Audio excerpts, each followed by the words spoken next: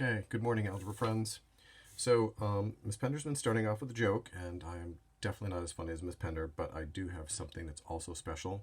I have Snapple Facts.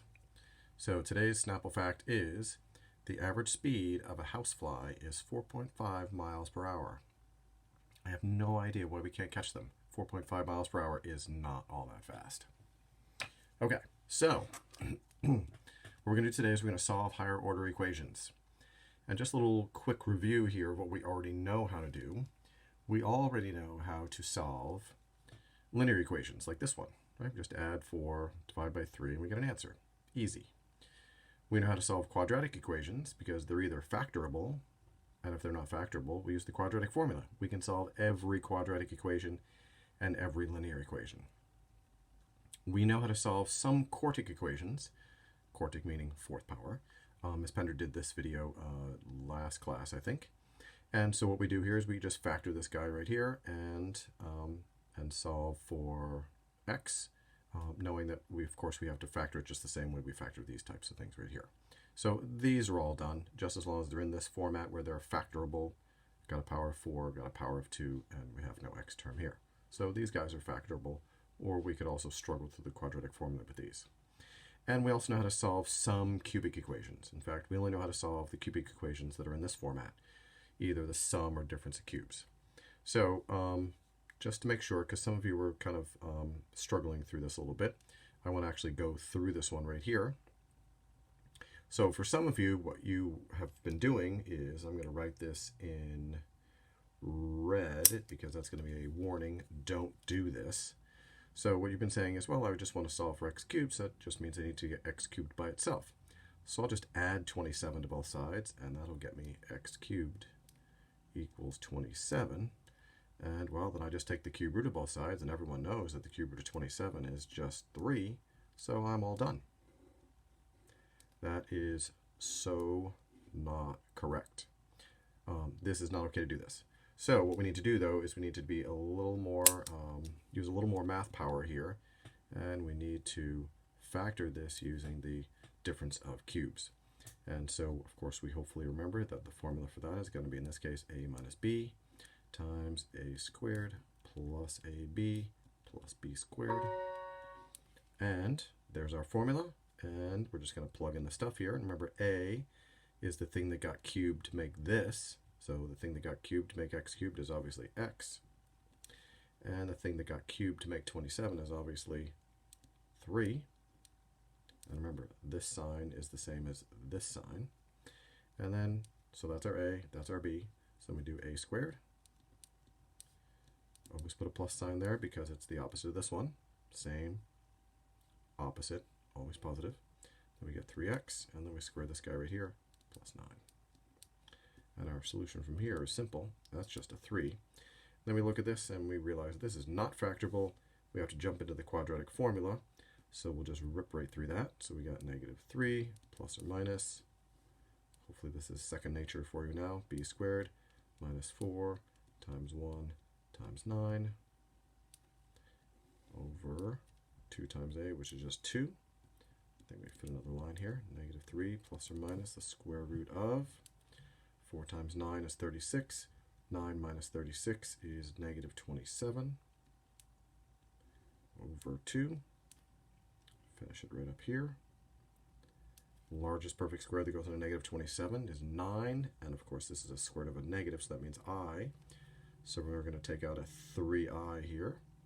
So we're going to have negative 3 plus or minus 3i root 3. Just barely made it there. All of that over 2. And that's all we can do with that. So there's our answer right there. So there are 2 solutions there, right? Negative 3 plus 3i over root 3 over 2. And negative 3 minus 3i root 3 over 2. So that's 2 solutions there. Plus the 1 over here gets us the 3 solutions we're supposed to have. Because we have a cubic equation, we should get 3 solutions. Okay, so this is all review. Again, we know how to solve all linears. We know how to solve all quadratics. We can solve some quartics. We can solve some cubics, just as long as they're in these formats. And what I want to tell you today is that we're going to now be able to solve way more quartics and cubics than we were able to And in fact, we can solve things that don't even look like these guys right here. So the steps to doing what we're going to do today are 4 steps. Step 1 is graph. I'm going to recommend you use Desmos. You graph with whatever you want, but I'm going to recommend using Desmos, and I'm going to demonstrate with Desmos. Find a nice root, and what I mean by a nice root is a solution, an x-intercept, that is a nice whole number, something easy to work with. So if you see the number 4, great, work with that one. If you see the number negative 3.79265, whatever, that's not a nice number, so let's not try to work with that one. Work with the nice numbers. Use synthetic division, again, something that we've learned recently, and then solve using the quadratic formula. And, you know, some of you might be thinking, wow, this is so weird. What a coincidence that we've just recently learned the quadratic formula and synthetic division. It's almost like Ms. Pender and Mr. McDermott were planning this whole thing out so they could get to this. You're right, we were actually doing that. So there's a reason why we teach these things in the order that we do, because, well, it makes sense. All right, so let's take a look at our first equation right here. And as those of you who are in my classes, oftentimes I start off with an example that actually doesn't even require the stuff that we're learning about in the lesson, but that we could do in a different manner. But it helps us to teach from an easy example that we already know something about, so that we can then use that as a launching point to go on to the next level of the problem. So if we look at this guy right here, this is actually factorable by grouping, but that's not going to help us to learn how to solve today. So while it's tempting, we're not going to solve by grouping. So we're going to solve by the method that we just outlined. And step 1 of that method is to make a graph of this guy right here and find a nice root from the graph. So as it turns out, I just happen to have this graph right here all made out ready for us. So here it is on Desmos. You can see there it is. And so what we're going to do here is we're going to go along the x-axis here. And we're going to see if we can find some nice roots. And in fact, there's a nice one, -1. There's another nice one, +1. And there's another nice one, and that is 3. So in this case, we can choose any of these. And again, as I said, this is not a kind of problem that we would use this method for, but we're going to use this easy problem to help us to learn. So I'm going to recommend that we use 1 as, actually, let's not do that. Let's work with 3. So let's make 3 our root that we got. This is our nice root. So already we've done 2 steps. Step 1, graph it, right? We just go into Desmos, type in the thing right there, graph it up, and then we find our nice root. So our nice root is 3, so we've already accomplished 2 of the 4 steps. So we only graphed, so we get a nice root, and that's now done. Okay. So now we're going to take that nice root that we just got from the graph, which was 3, and we're going to put that nice root right here in the box. 3 goes in the box for synthetic division. And then the coefficients of these guys here go along the top. So the coefficient of x cubed is 1, then we got -3, then we got -1, and we got +3.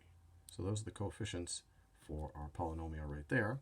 And we're going to just do synthetic division, and we're going to get another polynomial down here. We're going to talk about that. So you remember we just bring this guy right down. 1, multiply, 3 times 1 is 3. Put that right here, and -3 plus 3 is 0. 3 times 0 is 0. Put a 0 right there. -1 plus 0 is -1. And 3 times -1 is -3. 3 plus -3 is 0. So as you remember from Ms. Pender's lesson, this is your remainder. And it's good that we got 0 for a remainder, because that means that 3 was really a solution. If we didn't get a 0 there, either 3 wasn't a solution or we did something wrong right in here. So it's good to get 0 for a remainder.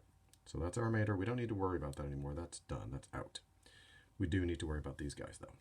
So just like in our number system here, like, you know, if this was a number, we would say this is 100 and, well, 100 and -1. That doesn't make sense, but we'll call it 101 because this is in the hundreds column, this is in the tens column, and this is in the ones column.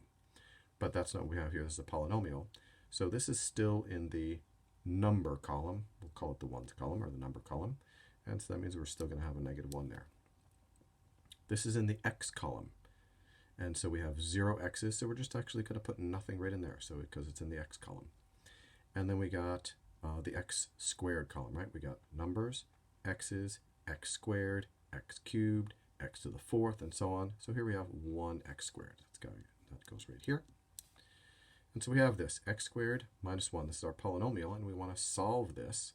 So we're going to set it equal to 0. And this 0 and this 0 have nothing to do with each other. This is the way we solve our polynomials. We set them equal to 0. Well, we all should recognize that x squared minus 1 is a difference of perfect squares format. So we know how to factor that. We're going to take the root of the first one, and we're going to take the root of the second one. So the root of x squared is x. Square root of 1 is 1. Going to put a plus. Going to put a minus. And we see that our solutions are -1 and +1. Plus the solution we already got there, which was 3. And those are our 3 solutions. So let me go through the whole process again here. I'm not going to show the graph again because we don't need to see it again. I don't need to drag my computer over here. But the first thing we did was we graphed this guy right here. We didn't set it equal to 0 in Desmos. We just typed in this, x cubed minus 3x squared minus x plus 3. Put that in Desmos, graph it up. And as it turns out, with this one, we found 3 nice zeros. In fact, we found these guys right here, 1, -1, and 3. Remember, the zeros are right along the x-axis. They're the x-intercepts. We used 3 as our nice 0 that we were going to work with, and we put that right in the box. And then we put these numbers here, which are the coefficients of these guys right here, put them right along, and then we did our synthetic division. Boom, boom, boom, boom, boom, boom, boom. Got 0 for remainder. We were happy about that because that meant that that number was a good number.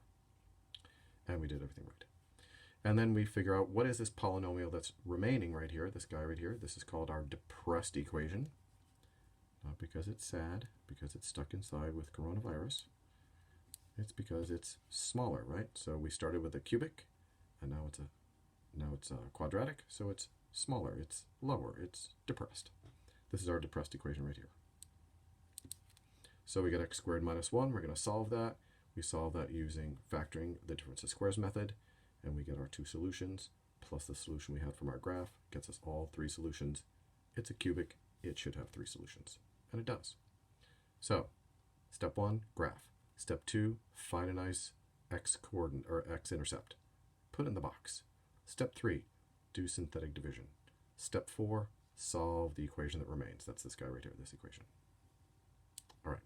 Again, we did not need to do this whole process for this one right here. We could have solved by graphing, just divide and conquer and solve it by factoring by grouping. So this problem, however, definitely is going to require the method that we have today. So as I said, step 1 is to graph this, and step 2 is to find a nice 0. So as it turns out, I already have a nice graph for this. So here it is. So again, I just typed in into Desmos the nice little equation that we're working with right there, x cubed plus 2x squared minus 7x minus 2. I graphed it up, and now let's take a look at these zeros and see what we get. Where's my cursor? There it is. All right, let's take a look at that one. -3 point something blah, blah, blah. That's horrible. That's not a very nice number. Let's check this one right here. -0.268 blah, blah, blah. That's horrible. That's not a nice number. This one right here, 2. That's a nice number. So we're going to work with 2. 2 is our nice 0. So step 1 was graph. Step 2 was to find a nice 0, which in this case is 2. That's the number that's going to go in the box. So we're going to put 2 in the box. We're going to bring down our coefficients from our polynomial right here. -7, -2. And then we're going to zip right through our synthetic division. So we bring down this 1, multiply, 2 times 1 is 2, add, 2 plus 2 is 4, multiply, 2 times 4 is 8, put that right here. -7 plus 8 is 1, 2 times 1 is 2, -2 plus 2 is 0. That's awesome. That's what we want. We want a 0 right there. And then we're down to the polynomial right here. So this is our 1's column, our x's column, our x squared's column. So here it is. We got 1x squared, plus we got 4x's, plus we got 1. And again, we set it equal to 0, and this 0 has nothing to do with that 0 at all. This is our remainder. This is the way we solve polynomial equations. We always set them equal to 0. Okay, so we look at this guy right here, and we realize this is not factorable. There are not 2 numbers that multiply to make 1, add to make 4.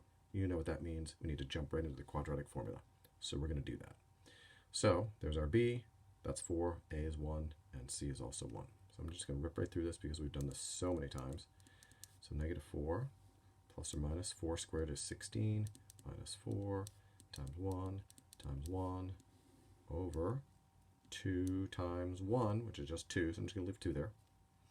And so we have negative 4. That's inconvenient. Hopefully my battery won't run out here. Negative 4 plus or minus the square root of 4 times 1 is just 4. 16 minus 4 is 12 over 2. And then we look for the largest perfect square that goes into 12, which of course is 4. So we got 4 times 3 over 2. How much space have I got? Oh, plenty of room. And we got negative 4 plus or minus. And the square root of 4, of course, is just 2. 3 is not square rooted. We leave it. And we have that over 2. Then we realize that 2 can divide into here, and 2 can divide into here, so we do. 4 divided by 2 is 2. 2 divided by 2 is 1. We don't write anything, and we have root 3. So that's 2 of our answers, negative 2 plus root 3, negative 2 minus root 3. That's 2 of our answers, plus the 2 that we already had over here. So I actually shouldn't have made a box yet. Okay, now we have all 3 answers. 2 here, 1 there, makes 3 answers, and this was a cubic, so we should get 3 answers. So what I'm going to have you do right now is I'm going to have you pause the video and solve this one on your own. And so please take a moment right now and solve this one on your own.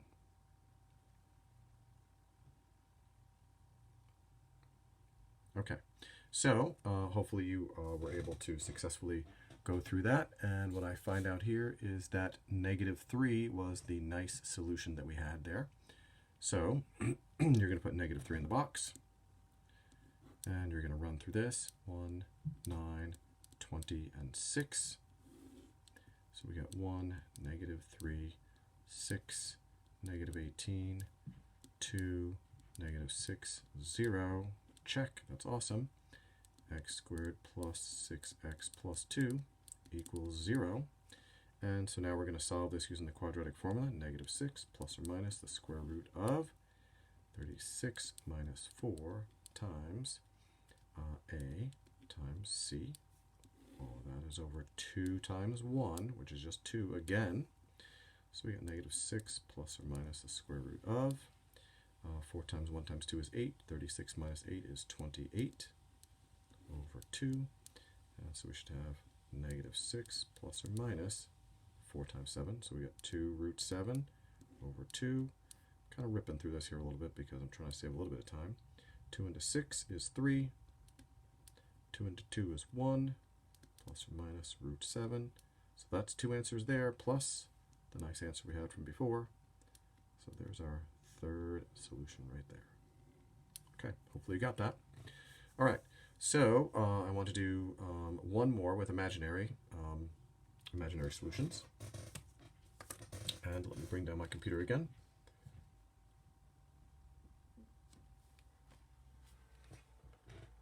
And here it is.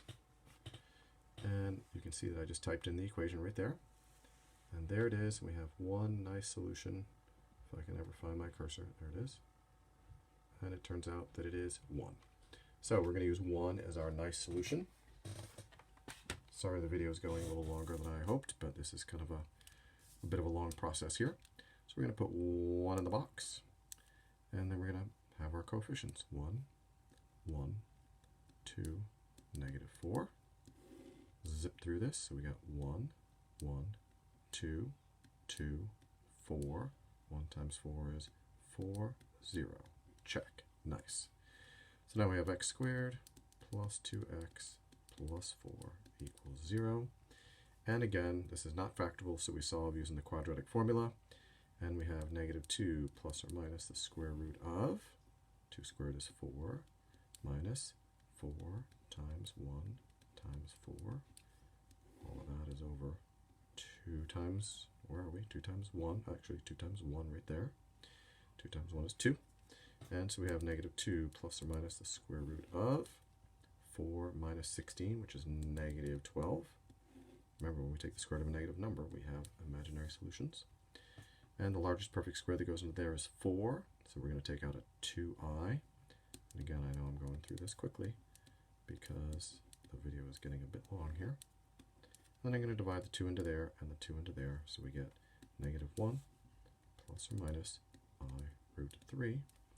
And that's 2 solutions there, plus the 1 there, means we now have our 3 solutions. The fundamental theorem of algebra. Okay, so I had planned for you to try one, but we're already at 20 minutes. I just want to go to the last question here. I'm not even going to do the whole thing. I'm just going to start it for you.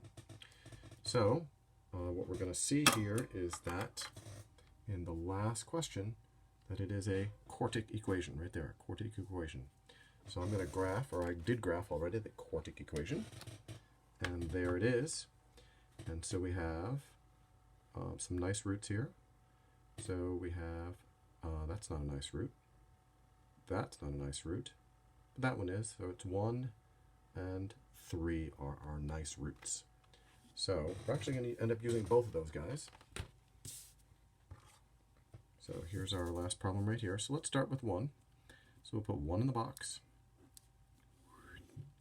And we got 1, 1, negative 16. I'm trying to read this through my screen here. Plus 11, plus 3. And then I'm going to just bring these guys down here. 1 times 1 is 1. 2, 2, negative 14, negative 14, negative 3, negative 3, 0. Good call. Okay, so now we have the 1s, the x's, the x squareds, the x cubes. So now I have x cubed plus 2x squared minus 14x minus 3 equals 0. That is also not factorable, and it's cubic, so therefore we cannot use the quadratic formula on it. But wait, there's more. We have another solution from before. We also had 3, right? We had 1 and we also had 3. So we're going to use 3 on this guy right here. So we're going to put the 3 in the box. That's our other solution. And we have our coefficients, 1, 2, negative 14, negative 3. Do the synthetic division tricks. 1, 3, 5, 15, 1, 3, 0. Check. Awesome. So that leaves us with x squared plus 5x plus 1 equals 0. And we would solve that using the quadratic formula, but we are already at 22 minutes, and that is enough. So there's your video. Kind of a long lesson, kind of a long process, but it's pretty straightforward, I think. So hopefully you enjoyed the lesson. See you on, well, my video will be, I'll have another video next week. So I will see you next week. Be safe.